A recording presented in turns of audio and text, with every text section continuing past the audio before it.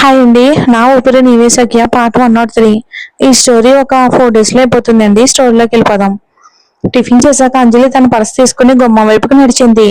అలా వెళ్తూ ఆమె కనుబొమ్మలు ఎగరేసి సోఫాలో ఉన్న మనిషి వైపుకు చూస్తూ, ఆర్య గారు, నేను ఇప్పుడు పన్నీని తీసుకురావడానికి వెళ్తున్నాను. మీరు ఇక్కడే ఉండాలని అనుకుంటున్నారా అని అడిగింది. ఆ మాటలు వినగానే ఆర్యకి విసుకొచ్చింది. ఆమెతో పాటు వెళ్ళాలని అతనికి ఉంది, కానీ అతన్ని తనతో పాటు రానిచ్చే ఉద్దేశం ఆమెకి లేదని క్లియర్ గా తెలుస్తుంది. అతను సోఫాలోంచి లేచి, నిన్ను నిఖిల్ ఇంటి దగ్గర దింపుతాను అని అన్నాడు. అతని గొంతు కాదు అనే సమాధానాన్ని అంగీకరించేలా లేదు. వద్దు, పర్వాలేదు, నేను క్యాబ్ పిలుచుకుంటాను. నా కార్ కిందే ఉంది, నాకొద్దు. నాకు నిఖిల్ ఇల్లు ఎక్కడుందో తెలుసు. ఆర్య ఆమె వైపుకు ధిక్కారంగా చూశాడు. అప్పుడే ఆమెకు తను నిఖిల్ చిరునామా అడగడం మర్చిపోయానని గుర్తొచ్చింది. ఆమె సమయం చూసుకుంది. ఉదయం 7:30 మాత్రమే అవడంతో నిఖిల్ కి ఫోన్ చేయాలి అనిపించలేదు. అలాగా, మీకు ఖాళీ ఉంటేనే. నేను ఇబ్బంది పెట్టాలి అనుకోవట్లేదు. నాకు ఖాళీనే. ఈ కళ అంటూ ఆర్య వెనక్కి తిరిగి గుమ్మం దాటి బయటికి నడిచాడు. కింద రవి అప్పటికే కారు తీసుకుని రెడీగా ఉన్నాడు. ఆర్య వెనక సీట్లో కూర్చున్నాడు. అంజలి కూడా అతని వెనక్కి కూర్చుంది. అప్పుడు అంజలి అక్కరగా రవిని పిలిచింది. రవి గారు, మీ నాన్నగారు ఇప్పుడు బాగానే ఉన్నారని ఆశిస్తున్నాను. అతను తేలిగ్గా బదులిచ్చాడు. అడిగినందుకు థ్యాంక్ యూ అంజలి గారు. ఆపరేషన్ చాలా బాగా జరిగింది. అది వినడానికి సంతోషంగా ఉంది. ఆమె నిజంగానే సంతోషంగా నవ్వుతూ అంది. అప్పుడు ఆమె పక్కన ఉన్న మనిషి వేరే బట్టలు వేసుకోవటం గమనించింది. అతను నిన్న వేసుకున్న తెల్ల చొక్కాలో లేడు, బూడిద రంగు చొక్కాలో ఉన్నాడు. ఆమె కొద్దిగా ముఖం చిట్లించింది. బహుశా రవి అతనికి మార్చుకోవడానికి బట్టలు తెచ్చుంటాడు. అతనికి ఉన్న శుభ్రత పిచ్చికి నిన్న రాత్రి వేసుకున్నవి ఎప్పటికీ వేసుకోడు. ఈ విషయం గురించి ఆలోచిస్తూ ఉంటే ఆర్య తన వాష్రూమ్ గదిలో స్నానం చేశాడని ఆమెకు అనుమానం వచ్చింది. బహుశా నిన్న రాత్రి స్నానం చేసుంటాడు. కానీ కానీ ఆ సమయంలో తను అలానే ఉన్నాడా? ఆ క్షణంలో ఆమె బుర్ర పేలిపోయినట్టు అనిపించింది. ఆమె గుడక వేసింది. దాని గురించి అతన్ని అడగాలి అని ఉన్న రవి ముందు అడగడానికి ఇష్టపడలేదు. దానికి బదులుగా ఆమె తన ఫోన్ తీసి ఆర్యకి తన ప్రశ్నను మెసేజ్ చేసింది. కారులోని నిశ్శబ్దంలో ఆర్య ఫోన్ ఒక కొత్త మెసేజ్ తో ఒకసారి మోగింది. అతను తన ఫోన్ తీసి స్క్రీన్ వైపుకి చూశాడు. దానిపై అంజలి నుండి వచ్చిన మెసేజ్ ఇది. నిన్న రాత్రి నా మంచం మీద అలానే ఉన్నారా? అతని పెదవులపై ఒక వంకర నవ్వు మెరిసింది. అతను ఆమె వైపుకు ఒక రకమైన చూపు చూశాడు. అంజలి దానిని అతను ఒప్పుకున్నట్టుగా భావించి కోపంగా అతని వైపుకు చూసింది. నా మంచం మీద అలా ఎలా ఉంటారు మీరు? ఇతనికి ఎంత ధైర్యం! ఆ మనిషి ఆమె మెసేజ్ కి ఇక పైశాచికమైన రీతిలో బదులిచ్చాడు. కంగారు పడుకు. నా వ్యక్తిగత జీవితం ఎంత నిష్కలంగా ఉంటుందో అంతే క్రమబద్ధంగా ఉంటుంది. నీకు ఏ ఇబ్బంది కలిగించను. అది చదవగానే ఆమెలో కోపం కట్టలు తెంచుకుంది. అతనికి ఒళ్ళు తెలియకుండా కొట్టాలంత కోపం వచ్చింది. అతనికి కావేరితో గతం ఉందనే విషయం ఆమెను ఎంతగానో ఇబ్బంది పెట్టింది. ఆమె ముఖం గంభీరంగా మారిపోయింది. ఇంకెప్పుడు అలా చేయకండి అని బదులిచ్చింది. ఆమె ఉగ్రమైన ముఖ కవలికలు చూసి ఆమెకు ఇంకా కోపం తెప్పించకూడదని అతను గ్రహించి ఇలా టైప్ చేశాడు. నేను నిన్న రాత్రి స్నానం చేయలేదు, కేవలం బట్టలు మార్చుకున్నాను. అలాగే నేను అలా కూడా చేయలేదు. ఇది చూసి అంజలి అతని వైపుకు అనుమానంగా చూసింది. ఇంతలో వెనక సీట్లో వాళ్ళిద్దరూ ఒకరికొకరు మెసేజ్లు పంపించుకుంటున్నారని గ్రహించిన రవికి చాలా ఇబ్బందిగా అనిపించింది. నేను వినకూడని విషయాలు ఏమైనా మాట్లాడుకుంటున్నారా? అదే నిజమైతే కారు ఎక్కడైనా ఆపి వాళ్ళకి కాస్త ఏకాంతం ఇవ్వడానికి నేను దిగిపోవడానికి కూడా సిద్ధమే. ఆర్య మరో మెసేజ్ తో నొక్కి చెప్పాడు. ఇది నిజం, నేను ఎప్పుడూ అబద్ధాలు చెప్పను. అలా అంటూ అతను అంజలి వైపుకు స్థిరంగా చూశాడు. ఆమె కళ్ళు ఆర్పింది. చివరికి అతన్ని నమ్మాలని నిర్ణయించుకుంది. ఇక నిఖిల్ ఇల్లు నగరంలోని యువరాజులు నివసించే ఒక నాగరికమైన విల్లా కాలనీలోనే ఉంది. ఆ విల్లాలోని అత్యాధునిక సౌకర్యాలు ఉన్నాయి. అవి సరస్సు ఒడ్డున వరుసగా నిలిపిన విలాసవంతమైన పడవల వైపుకున్నాయి. రవి కారును ఒక గొప్పగా కనిపించే విల్లా బయట ఆపాడు. అంజలి చుట్టూ చూసి నిట్టూర్చింది. ఎందుకంటే తను ఒంటరిగా ఈ ప్రాంతంలోకి వస్తే తప్పకుండా దారి తప్పిపోయేదాన్ని అని ఆమెకు ఖచ్చితంగా తెలుసు. థ్యాంక్ యూ ఆర్య గారు, మీరు జాగ్రత్తగా తిరిగి వెళ్ళండి, ఆమె మర్యాదగా అంది. తర్వాత ఆమె కారు తలుపు తెరిచి కిందకు దిగింది. అయితే ఆమె వాహనం నుండి అడుగు బయట పెట్టగానే ఆర్య కూడా కిందకు దిగడం చూసింది. ఆమె నోరు తెరిచి అతను ఏం చేస్తున్నాడా అని మౌనంగా అడుగుతున్నట్టు చూసింది. అతను ఆమె కళ్ళల్లోకి ప్రశ్నను చూసి భుజాలు ఎగరేసి, నేను నిఖిల్ ఇంటికి వచ్చి చాలా కాలమైంది. ఒక పాత స్నేహితుడితో ఒక కప్ టీ తాగితే బాగుంటుంది అనిపిస్తుంది. అలా అంటూ ఆ ఇల్లు తనదే అన్నట్టుగా ఇంటి గుమ్మం వైపుకు టీవీగా నడిచాడు. అంజలి అతని వెనక్కి తొందరగా నడుస్తూ గొణుగుతున్న గొంతుతో, అదే గారు, మీరు టీ తాగడానికి వేరే రోజు వస్తే బాగుంటుందని అనుకోవట్లేదా అని అడిగింది. ఆర్యతో కలిసి నిఖిల్ ఇంట్లో కనిపిస్తే తను చాలా సంజాయిషీలు ఇచ్చుకోవాల్సి వస్తుంది. లేదు, ఆర్య దర్పంగా బదులిచ్చి చేయి చాచి తలుపు గంట మోగించాడు. ఆ క్షణంలో అంజలికు భూమిలోకి కృంగిపోవాలి అనిపించింది. ఇక్కడికి తీసుకువస్తానని అతను చెప్పినప్పుడే ఒప్పుకోకుండా ఉండాల్సింది.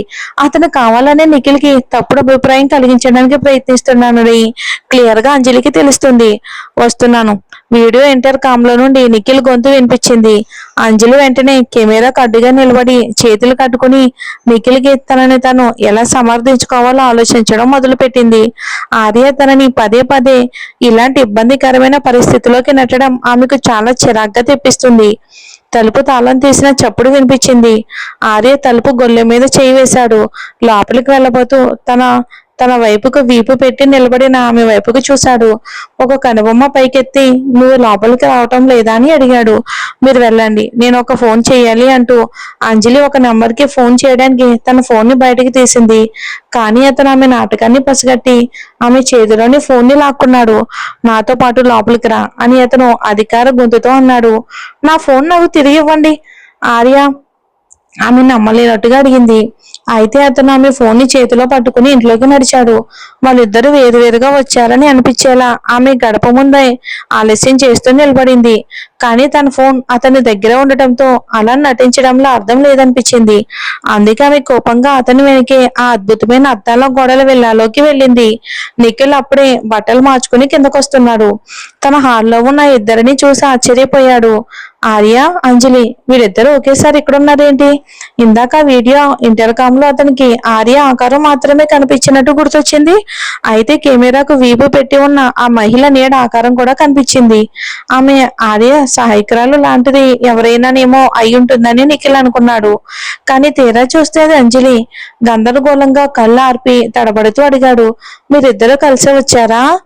లేదు, మేము వేరువేరు కారులో వచ్చాం. మీ ఇంటి గడప దగ్గర ఒకరినొకరు తారసపడ్డాం. అందుకే కలిసి లోపలికి రావాలని నిర్ణయించుకున్నాం. ఇదంతా చాలా యాదృచ్ఛికంగా జరిగింది. అంజలి ఆతృతగా వివరించింది. అవునా? నిఖిల్ ఆమె చెప్పింది నమ్మాడు. నిజానికి నేను అంజలి వాళ్ళ నాన్నగారి విందుకు వెళ్ళాను. అక్కడ ఎక్కువగా తాగడంతో ఆమె ఇంట్లోనే ఉన్నాను. అప్పుడు ఆమె బన్నీని తీసుకువెళ్ళడానికి వస్తూ ఉంటే నేను కూడా తోడుగా వచ్చాను. ఆర్య ఒక్క మాటతో నిజాన్ని బయటపెట్టాడు. ఇక సిగ్గుతో అంజలి ముఖం టమాటాలా ఎర్రగా అయిపోయింది. ఆమె వెంటనే ఆ మనిషి వైపుకు చంపేసేలాంటి చూపు విసిరింది. ఇది నా మీద ఎలాంటి ప్రభావం చూపుతుందో కూడా ఇతను ఆలోచించలేదు. మరోవైపు నిఖిల్ కొన్ని క్షణాలు ఆశ్చర్యపోయాడు. తర్వాత అంజలి వైపుకు నమ్మలేనట్టుగా నోరు తెరిచి చూశాడు. మీ నాన్నగారి విందు గురించి నాకు ఎందుకు చెప్పలేదు? నేను కూడా వచ్చి వేడుక చేసుకోవాల్సింది కదా. అదేం లేదు, అది కేవలం ఒక చిన్న వేడుక. ఆమె అపరాధ భావంతో అతని చూపులను తెప్పించుకుంటూ వివరించింది. బన్నీ ఇంకా పడుకుంటున్నాడు కాబట్టి అతను లేవడానికి మరికొంత సమయం పట్టొచ్చు అని అన్నాడు నిఖిల్. తర్వాత అతను ఆర్య కళ్ళల్లోకి చూశాడు. ఆ ఇద్దరు ఒక్కసారిగా మాటలేని యుద్ధంలో చిక్కుకున్నారు. ఆర్య చూపు నిశ్చలంగా ఉంది. నిన్న రాత్రి బన్నీని చూసుకున్నందుకు థ్యాంక్ యూ నిఖిల్ అని అన్నాడు. దాందేముందులే, నిఖిల్ పళ్ళు బిగబెట్టి అన్నాడు. నిన్న రాత్రి ఆర్య బన్నీని తన దగ్గర వదిలేసి రహస్యంగా ప్రకాష్ గారి వేడుకకు హాజరయ్యాడు అంటే అతను నమ్మలేకపోయాడు. పైగా తాగి అంజలి ఇంట్లోనే ఉన్నాడు. అతను ఈ తమ్ముణ్ణి ఒక కొత్త కోణంలో చూడటం మొదలు పెట్టాడు. ఎందుకంటే మగవాళ్ళ ఆలోచనలు మగవాళ్ళకి అర్థమవుతాయి. మొదటి నుండి ఇదంతా ఆర్య పన్నిన పన్నాగమే. అంజలి, నువ్వు పైన గదిలోకి వెళ్ళవా? ఇక అలా చెప్పి నిఖిల్ ఆర్య వైపుకు కోపంగా చూసి బాల్కనీ వైపుకు నడుస్తూ అన్నాడు. ఆర్య, నేను నీతో ఒక విషయం మాట్లాడాలి. ఆర్య అతని వెనక అడుగులో అడుగు వేశాడు. వాళ్ళిద్దరూ నిజంగానే ఏదో ముఖ్యమైన విషయం చర్చించుకోవాలి అనుకుని అంజలి దాని గురించి పెద్దగా ఆలోచించలేదు. బాల్కనీలో నిఖిల్ కళ్ళల్లో ఆర్యని ఎదుర్కొంటున్నట్టుగా ఒక మెరుపు కనిపించింది. అతను అంతకు ముందెప్పుడు ఆర్యని అంత తీవ్రంగా ప్రశ్నించలేదు. నువ్వు అంజలి విషయంలో నిజాయితీగా ఉన్నావా, లేక ఆమె కూడా నీ విజయాల జాబితాలో మరొకరా అని అడిగాడు. ఆర్య ముఖం గంభీరంగా మారింది. అతను తన తమ్ముడు వైపుకు కోపంగా చూస్తూ, అవును, నేను ఆమె విషయంలో చాలా తీవ్రంగా ఉన్నాను అని అన్నాడు. అవునా? ఇదంతా మీ అమ్మగారి ప్రాణాలను కాపాడడానికి ఆమె తన ప్రాణాలను త్యాగం చేసిన తర్వాత ఆమె పట్ల నీకున్న కృతజ్ఞత నుండి పుట్టింది కాదు కదా. ఒకప్పుడు అంజలి పట్ల తనకున్న ఇష్టం, అభిమానం ఆమె తల్లి పట్ల ఉన్న కృతజ్ఞత నుండి పుట్టాయని ఆర్య అనుకున్నాడు. కానీ ఆమెతో ఇంత సమయం గడిపిన తర్వాత ఆమె తల్లి త్యాగంతో సంబంధం లేకుండా తన గుండెల్లో ఆమెకు ఒక ప్రత్యేక స్థానం ఉందని గ్రహించాడు. నిఖిల్, నేను ఆమెను నిజంగానే ఇష్టపడుతున్నాను. నువ్వు నన్ను నమ్మాలి, ఆర్య మెల్లగా అన్నాడు. కానీ అతని గొంతులో ఉక్కులాంటి కఠినత్వం స్పష్టంగా ఉంది. అలా అయితే బన్నీ నీ కొడుకు కాకపోయినా నువ్వు అతన్ని అంగీకరించగలవా? అతన్ని నీ సొంత కొడుకులా చూసుకుంటావా? నిఖిల్ అతని కళ్ళల్లోకి సూటిగా చూస్తూ మరింత నిలదీశాడు. తనకు అంజలి దక్కే అవకాశం లేదని అతనికి తెలుసు. కానీ అది అతన్ని ఆమెకు సంరక్షకుడిగా ఉండి చివరికి ఆమెతో జీవితాంతం గడిపే మనిషిని అంచనా వేయకుండా ఆపలేదు. మరి చూద్దాం ఏం జరుగుతుందో.